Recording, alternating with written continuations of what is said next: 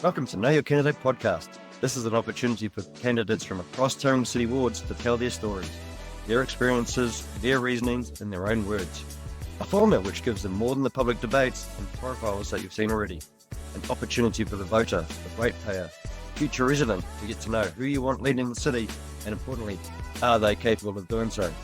Anne Pankhurst, a previous business owner, councillor and political junkie, will find out more why the candidates want to run, where they have come from, what they're going to do. So let's not wait anymore. Let's go. Hello, and this morning we're with Jim Smith who's standing in the Te Papa ward. Welcome, Jim. Welcome to Know Your Candidate podcast series. Thank you for the invitation. It's a pleasure. Our format today is to take the opportunity for a longer, more conversational approach so that you, the candidate, can speak and share your aspirations for the city. We'll take about 20 to 30 minutes answering pre-prepared questions that you've no idea about. Okay. The most important aspect of this election is that you vote and that you encourage everyone to vote. Democracy works best when we all engage, actively take part, learn about our candidate, understand what is important to us for the future of the city. So remember to follow us on Know Your Candidate on the podhub.com to share this amongst your own channels. And now, Jim, can you give us a rundown on yourself? Who are you? Children, no children? What have you done in the past? Give us that brief bio on yourself. Okay. Very much local. In fact, fourth generation here in Tauranga. I've got two sets of great-grandparents buried up at 18th Avenue. I came from the printing industry. I think we were employed by the Bay Times at one stage. Oh, really? Except I was down at the print site until such time as I got my hand caught in the printing press, and that sort of was a bit of a career pivot for me. I won't show you, it's a bit gory, but then I basically found myself in a position where I was suddenly single and the printing industry was in decline, and I kind of followed another passion and went to law school. So now I'm an enrolled barrister and solicitor at the High Court, and I've been working in the legal field on the fringes with Kids Needs Dads now on and off for about 20 years. So I've got that sort of aptitude with dealing with very difficult situations and high conflict situations.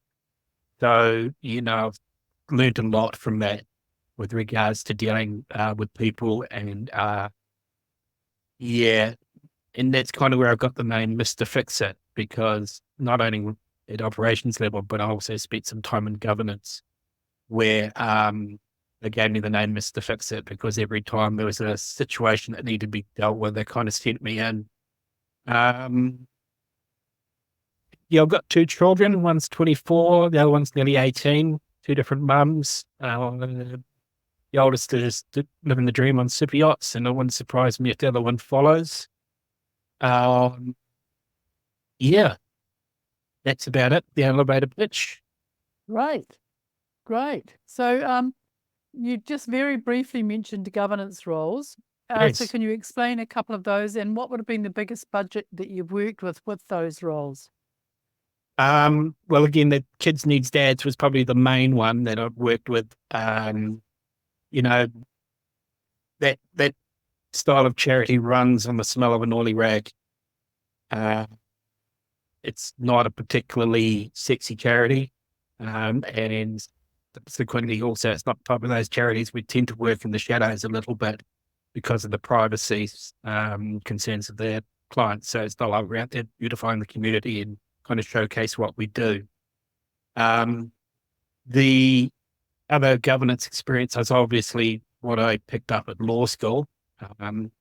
Having said that, when I went through law school, I was actually kind of surprised how much I already knew just simply from life experience. And I've always been a little bit of a political junkie. So there was, that kind of came naturally. So consequently, when it came time to do the things such as constitutional law and administrative law, it was again, I was quite surprised how much I already knew. Well, that's great. So Do you have any experience of working with or in TCC?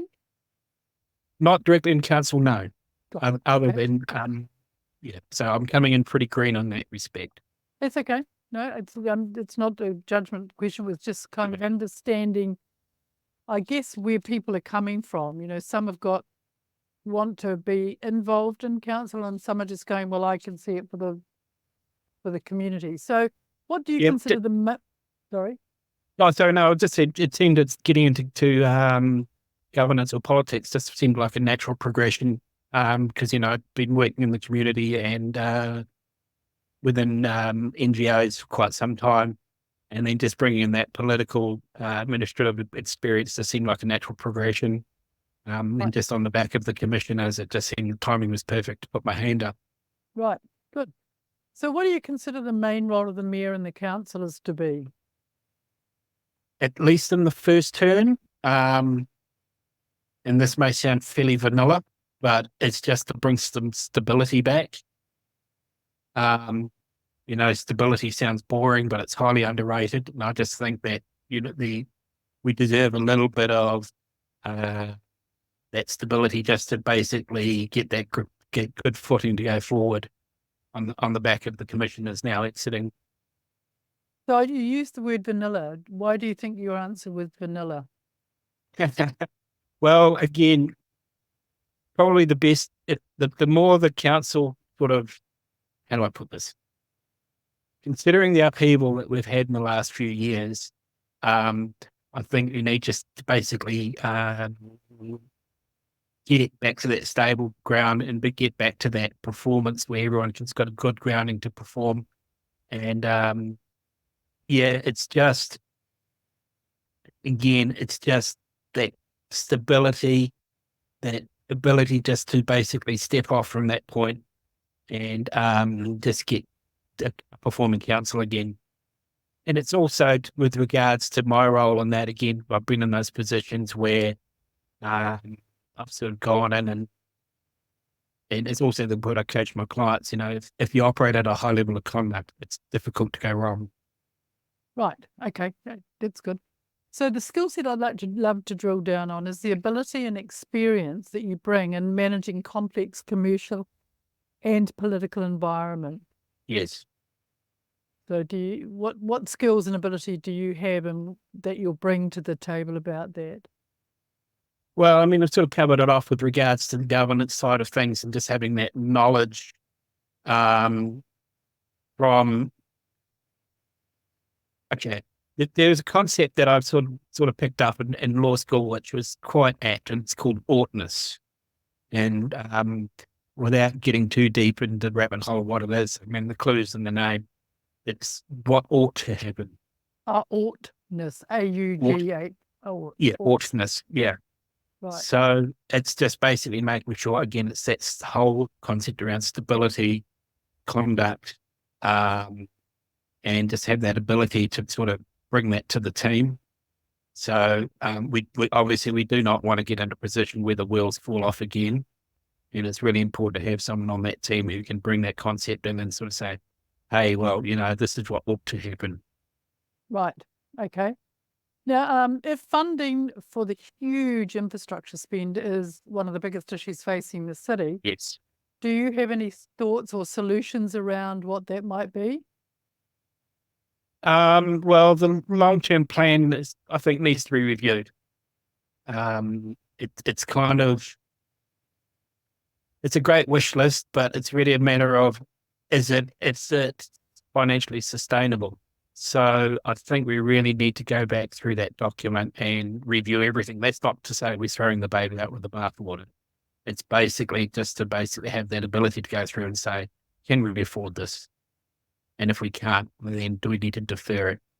I do have my own pet projects, and some of them I think, if it was my sole decision, which obviously it wasn't, as much as it would pain me, I would have to sort of say we need to defer this project. Right. I'm going to run The through Memorial Park pools is the place that I kind of like that concept. Those pools they were built in the 50s. They're 70 years old. They're badly in need of upgrading. I think I heard that every time they fill those pools, they have to fill the void under it before the pools take on water. But can we afford it? Probably not. Right. That kind of thing. Okay. So any other pet projects you want to describe that you said you had a couple? Yeah, there is another concept I want to, and I mean, I don't know enough about this, and obviously I'm going to have to get some expert advice. Stage 2 Cameron Road.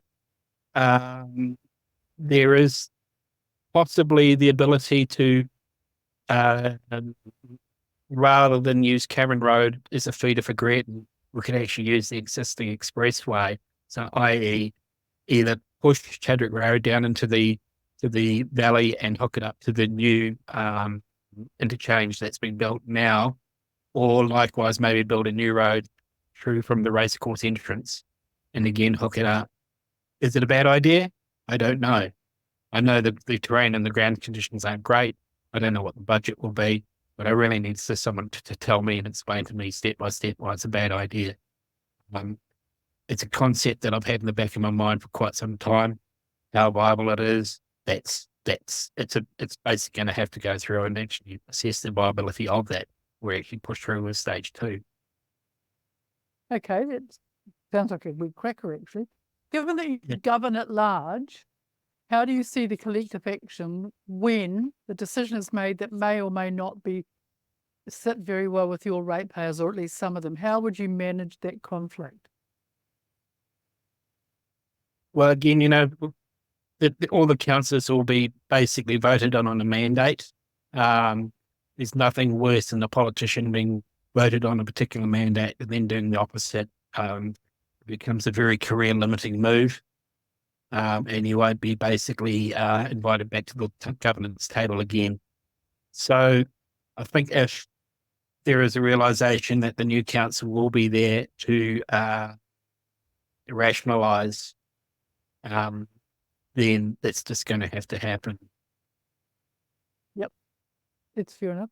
So I'm also interested in your reaction to the view that Tauranga is a critical part of New Zealand Inc. and its economic growth. So do we have to think more nationally than locally because of what happens here matters? Oh, definitely. We're part of the Golden Triangle. And, there's a hell of a lot of development that needs to be considered around that. So, again, the access in and out of the port, the roading at that side of the bridge, that's probably going to have to be a priority. And so you think that we do need to think in a national sense as much as we do in a local sense? Well, again, if we're talking purely economics, the economy of Tauranga depends largely on that port and access in and out of it. So, horses for courses, it really depends on what we're talking about. But the short answer is, yeah, we do have to think as part of the on a more national basis. So, now, how to manage multiple competing interests like reasonable rates, new funding models, infrastructure, debt and deficit. How will you choose between investing in growth and rates relief? Yeah, that's going to be the difficulty for anyone, and there's no easy answer to that. It really just comes back to bang for your buck. And so it's pretty much like managing a household budget, but on a far grander scale. It's kind of like, well, what can we afford? Can we borrow? And if we borrow, how much is that going to affect us further down the track? Again, I've been here for 4 generations, and I'm sort of thinking 4 generations ahead. So it's not like we're going to go for the quick wins. It's really need to have that long-term thinking. So yes, sorry. No, you go. No. It's basically let's have that long-term thinking. Say, for instance, there's always this kind of chatter around, well, why should we pay for infrastructure into the future? Why should we pay for that now? Yet you can sort of consider say, for instance, the wastewater pipeline that was recently upgraded on the Cameron Road. I mean, they were paid for by probably my great grandparents, and that I could put down them several generations later. So kind of a little bit rich from the ratepayers now, sort of saying, why should we pay for this stuff so far out when they're sitting and using infrastructure that's already been paid for by previous rates? Well, given that most infrastructure, it's cheaper to put it in for 100 years than it is to think of it for now. Well, totally. So, should you get in, what is a legacy that you'd really love to leave behind? Oh, good question. Yeah, that's going to be interesting because the legacy, now you really got me on that. It's probably just seeing that revitalization of the CBD. There are two schools of thought on that. I'm very much on the CBD sort of being going up. So this probably brings us to the subject of the Plan Change 33. Plan Change 33, I think it is appropriate for the Tauranga CBD. Mount Maunganui, not so much. And that's simply because, and I can kind of remember years and years ago when over at the Mount, if the surf was up, half the businesses closed with gone surfing signs on the front door. And then we kind of built a bridge and ruined it for them. So but the difference is Mount Wainui's buzzing and the CBD's not. So I'd really like to see the CBD revitalised. You think the development and investment? You think the development and investment that's going in there now will change the complexion of the CBD? Well, the CBD, the Central Business District, was a concept that was around well before the technology we have now. So it's not like, okay, from a legal perspective, from what, the law clerks used to go to different law firms or the courts to do the paperwork and the bank checks, etc., because that's how business was done. Now it's all done electronically. So that concept of the CBD is slowly fading away, and probably the only way we can bring it back to life again is to actually put people living in the CBD. And then that's in itself is just going to organically bring the vitality of the CBD up again. Because every city has to have a heart. It does have to have a heart. And so do you think that the new civic centre will help develop that heart? That's going to be part of it. It's definitely going to be part of it. Again, that's might be some tough decisions around how that's eventually going to look. I'm not saying we need to stop that project. It's too far gone now to even do that responsibly anyway. But can we wind it back a bit? Possibly. It's really, we've got to open up those books and see if it's affordable. Again, I'm not saying as much as I didn't like the concept of the commissioners going in, that from my constitutional law head just couldn't handle that. But that's not to say that every decision they made was bad. There was definitely some catch up. So in that respect, they did a reasonable job. It's just now that they've gone and they've left behind the debt, we've got to sort of manage that. Right. Okay. Well, Jim, thank you very much. And thank you very much for taking part in this podcast series. Thank you. I wish you luck for the election, and remember to encourage voting. Will do. To share this through your own databases and social media, and to follow us on the podhub.com. Again, thank you. Thank you. Thanks, Aaron. Cheers. Have a good day. You too. Bye. Bye.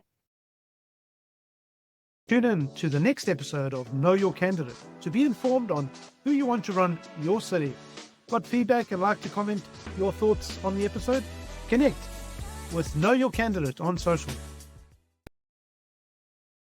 This has been the podhub.com experience. Check out the podhub.com for other podcasts and how you can even do your own.